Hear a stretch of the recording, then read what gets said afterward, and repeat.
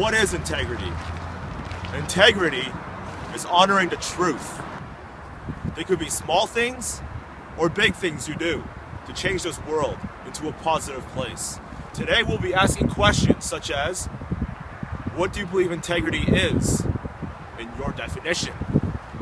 Who do you know in this world or in the past who has demonstrated integrity? And last question is, do you believe public and private organizations have integrity?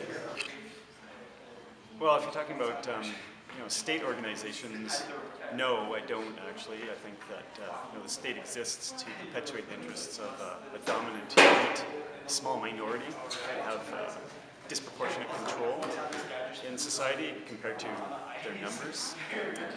Basically, the rich, powerful. So other organizations like the military acts in their interests. For example, attacking other countries to topple their leaders so that Western corporations can get access to their natural resources.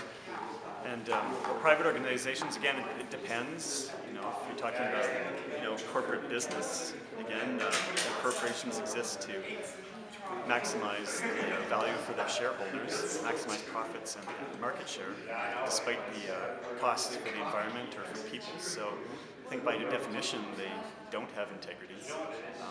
Other organizations, I don't know, some charities maybe, or development organizations, but generally organizations have a shelf life, and if they go on too long, then they start perpetuating hierarchy, both internally and externally. And our hierarchy is the basis of oppression, the oppression of people and destruction of the environment. So I think it has to be opposed at every turn, and organizations should really phase out when they've accomplished the goals they're set up to.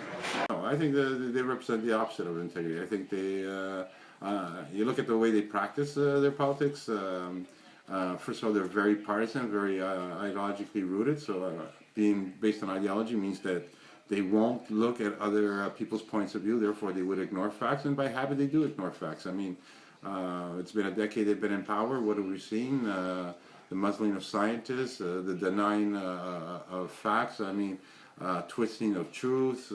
They can't put a price on a fighter jet. Somebody bribes a senator and they're called honorable in their world. I mean, they are the opposite of what's based on truth, facts, ethics. Okay, so and everything that they practice only for their own personal gain, not for the benefit of others. So I think they represent the opposite of integrity. Do you believe public and private organizations demonstrate integrity? Some do, some do not. In one of my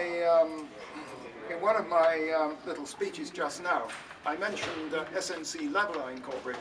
They're a rather controversial case in that, in the past, it is quite clear that, in certain respects at least, they did not act with integrity in their business dealings, but now they are improving under the direction of that new CEO, Robert Card, who was appointed 3 years ago.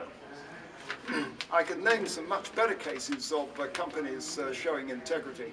One of them being the Lincoln Electric Company, which has had a no layoffs policy ever since its inception. The second company, arguably the best one of the lot in the whole of North America, is SAS, run by an American named Jim Goodnight. SAS stands for Statistical Analysis System. To give you a little bit of an idea of who they are. So those last two examples that I mentioned, I would say, are exceptionally good in terms of integrity in business. They have integrity for their pockets, but for business and all that, but otherwise, I don't think so. You don't think so?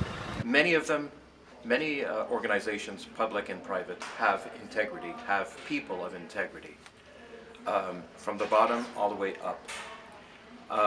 Some do not, and those that do not, sometimes they get caught for bribes, offering bribes, accepting bribes, corruption. In public corporations as well as private organizations. So yes, there should be a process within organizations to attract people of integrity, people who cannot be corrupted easily, or people who are not as corruptible, and a process for them to maintain people, the staff, in a state of integrity throughout their work life in that organization. My name is Robert Chisholm. I'm a mechanical engineer originally from the UK. I believe you will recall the problems with the bribes and improper payments by a controversial company, SNC Lavalin Incorporated, that were continually reported in the media. The company appointed a new CEO, Robert Card, 3 years ago.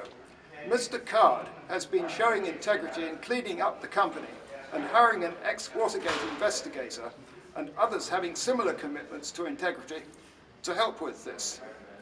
In December 2013, he issued a public news release to the effect that this clean-up of the corruption was essentially complete. However, I have some extremely serious personal issues with the company about corruption of a quite different kind, which have not been addressed because Robert Card's predecessors completely concealed these issues from him. I'm not going to say now what those issues are. However, at this point I am satisfied that Robert Card will do the right thing when I bring them to his attention, and he need not be embarrassed. Everything happened long before he arrived at SNC Lavalin Incorporated, so none of it was his fault. I'd like to mention something else. It's not surprising that Lyndon McIntyre, former host of the CBC's Fifth Estate programme, published an online article in November 2013 titled "Why Whistleblowers Are Crucial to Democracy." The whole country had better wake up to this and act accordingly.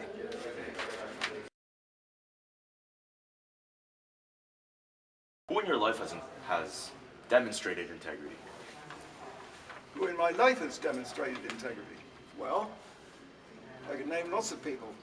Sylvain Henry, for one, my parents who brought me into this world, my professors at the University of Bath in the UK, many others. I can't think of all of them off the top of my head. That's a good question. My parents, they always practiced what they preached. They've always been honest and loyal. Integrity. Arun Gandhi, who's still alive today, he lives in New York State, Upper New York State, has demonstrated integrity by, when asked difficult questions, he always was honest to himself, even in public, but that got him in trouble. So a person of integrity is, of course, somebody who has courage, because not everybody will accept what you're doing.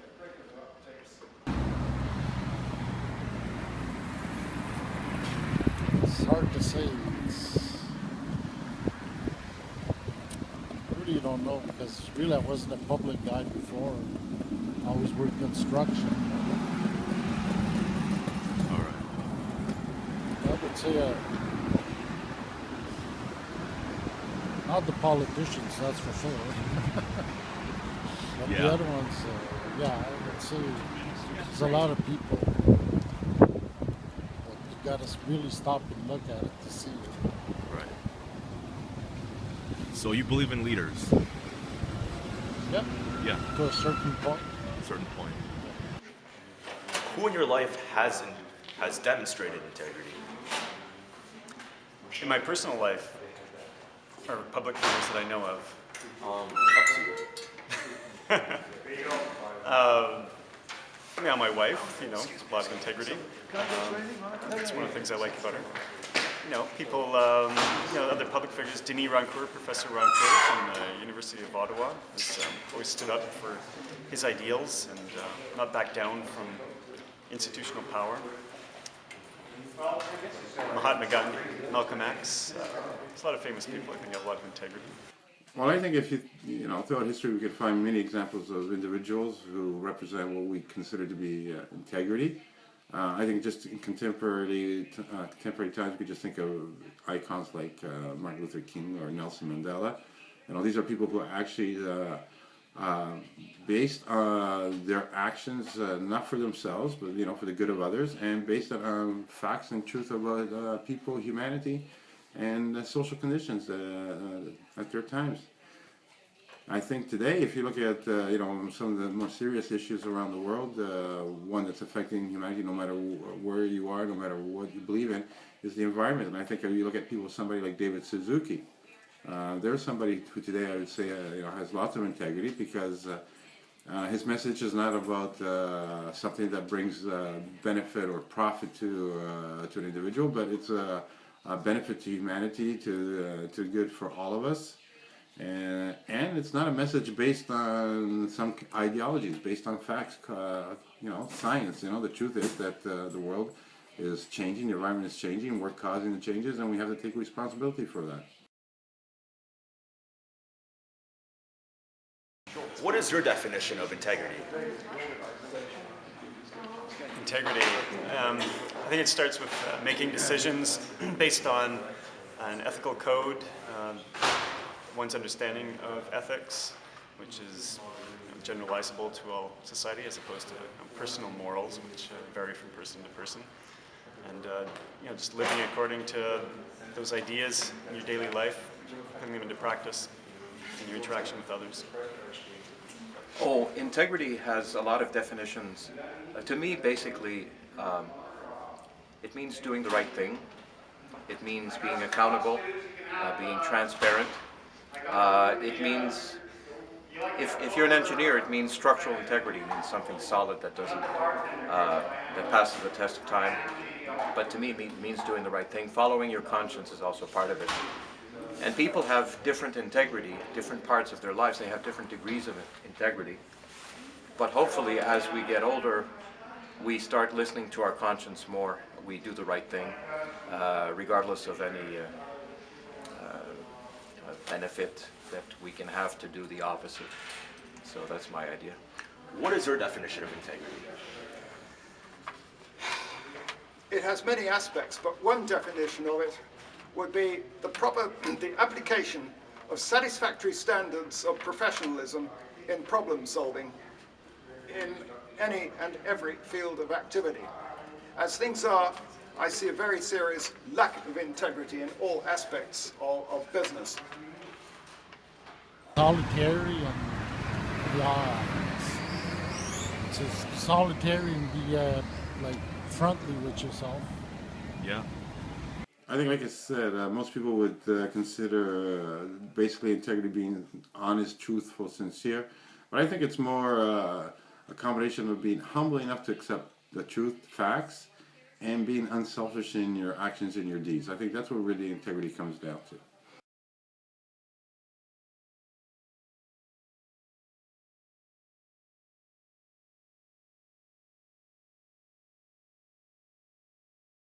Hello again, I'm Robert Chisholm, mechanical engineer from the UK. I would like to mention some people having integrity, whom you may have heard of already. In 2012, metallurgical engineer Evan Vokes was dismissed by Trans-Canada Pipelines Incorporated, apparently for whistleblowing, by going public with his concerns about bad workmanship and improperly conducted on-site procedures during construction, after these concerns were ignored by the company. Subsequently, in 2013, Evan Vokes received the 2013 Golden Whistleblower Award, sponsored by Canadians for Accountability and presented by an Ottawa-based group called Peace, Order and Good Government.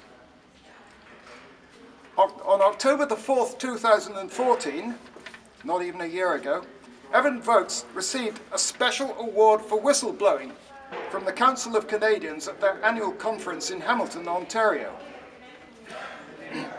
Just a very short time ago, this very month, March 2015, the Council of Canadians announced its application to intervene with the National Energy Board review of the Energy East oil pipeline project, and are hiring Evan Vokes to help with reviewing the engineering design and integrity of the project, one of 16 subject areas included in the said National Energy Board review. It's not surprising that Lyndon McIntyre, former host of the CBC television's Fifth Estate programme, published an online article in November 2013 titled "Why Whistleblowers Are Crucial to Democracy." For my part, I think the whole country had better wake up to this and act accordingly. Thank you.